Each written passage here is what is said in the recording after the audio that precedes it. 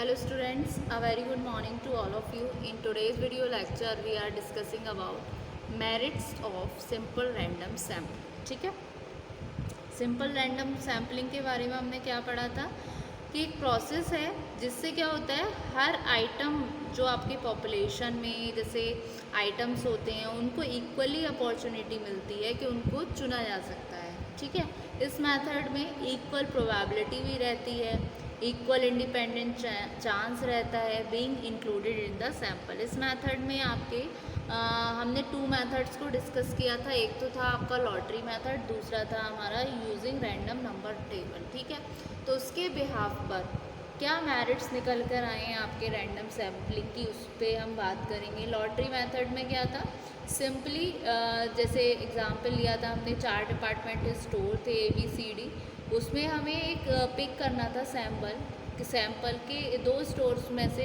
In population में से simple random procedure हमें क्या करना था, हमें सभी पॉसिबल सैंपल को लिखना था। तो 2-2 करके तो हमने लिखा ABCD को AB AD AC BC BD CD, ऐसे करके हमारे पास 6 सैंपल के कॉम्बिनेशन आ गए थे। फिर उन 6 आइडेंटिकल पीस ऑफ पेपर को हमने फोल्ड किया और एक बॉक्स के अंदर डाला। अब उसमें हम पुल करना था हमें कोई एक चिट, तो इस प्रोसीजर को बोलते हैं lottery method of making random selection. ठीक है, तो इसके मेरिट जो होते हैं सिंपल रैंडम सैम्पलिंग के, इसको हम पॉइंट्स के में डिस्कस करेंगे।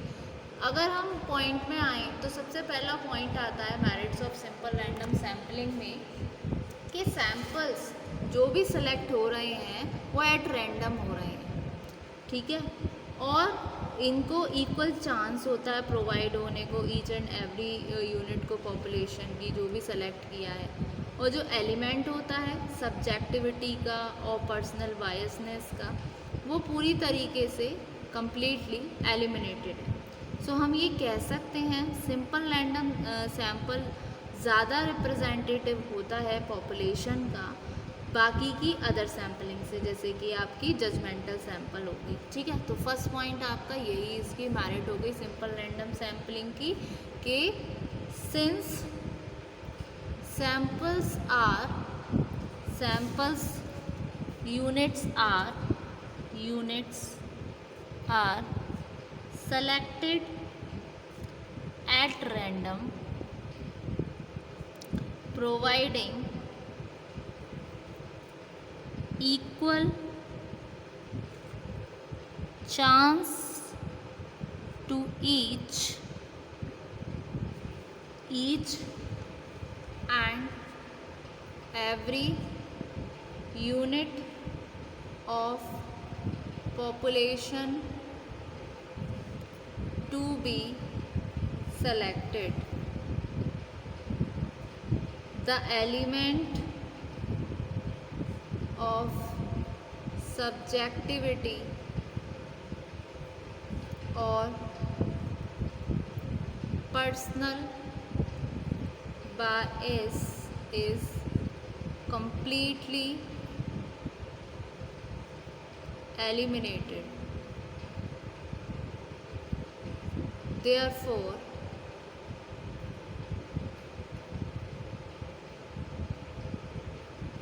we can say that simple random sampling is more representative of population than purposive or judgmental sampling।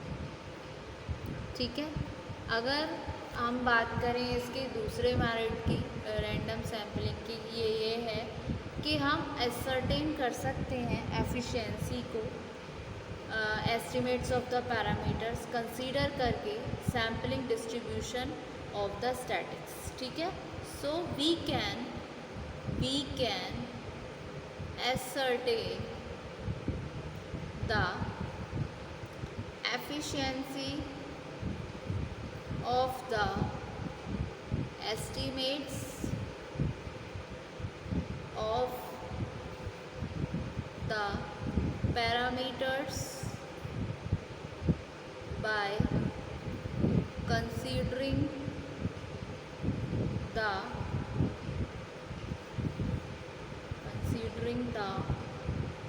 sampling distribution of the statics.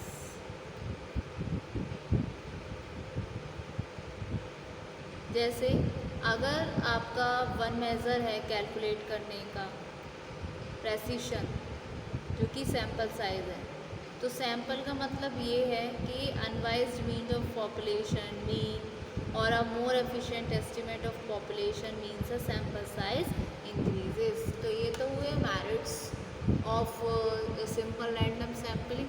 अब हम बात करते हैं लिमिटेशंस की।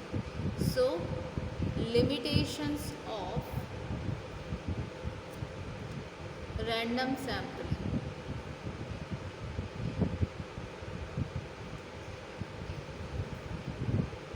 इसमें क्या होगा, जो सिलेक्शन है आपके सिंपल रैंडम सैम्पलिंग का वो रिक्वायर्ड्स है अप टू डेट फ्रेम में पॉपुलेशन की, जिसमें पॉपुलेशन को ड्रॉन हुआ। सो ये इम्पॉसिबल हो जाता है कि हम नॉलेज ले सकें each and every unit of population की। अगर पॉपुलेशन का साइज बहुत ज़्यादा लार्ज है तो ये रिस्ट्रिक्ट करता है use of simple random sample. ठीक है, सो सबसे फर्स्ट पॉइंट यही आ जाएगा, the selection of simple random sample requires an up to date frame of population from which sample are to be drawn, although it is impossible to have knowledge about each and every unit of population if population happens to be very large. This restricts the use of simple random sample.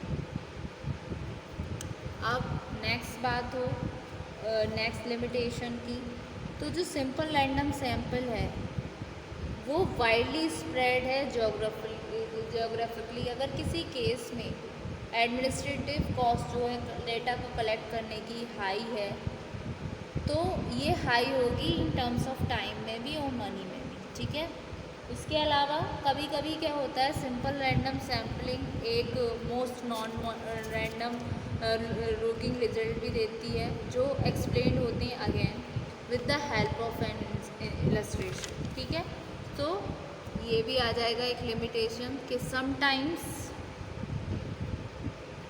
a simple random sample might give a most non-random looking result, which is explained again with the help of an imaginary sample. help of an illustration। ठीक है। आप next demerit की बात करें तो अगर आपका given precision है, simple random sample usually require करता है लार्जर सैंपल साइज को as compared to stratified random sampling, जो हम स्टडी करेंगे अपने आगे। ठीक है। तो for a given precision simple random sampling usually require large sample as compared and stratified random sample। ठीक है। सो ये भी एक इसकी लिमिटेशन है। Simple random sample, simple random sample usually requires larger sample size as compared than stratified random sample। ठीक है। तो ये थे आपके merits of simple random sample, और बाकी हमने पढ़े लिमिटेशंस ऑफ रैंडम सैंपल। ठीक है।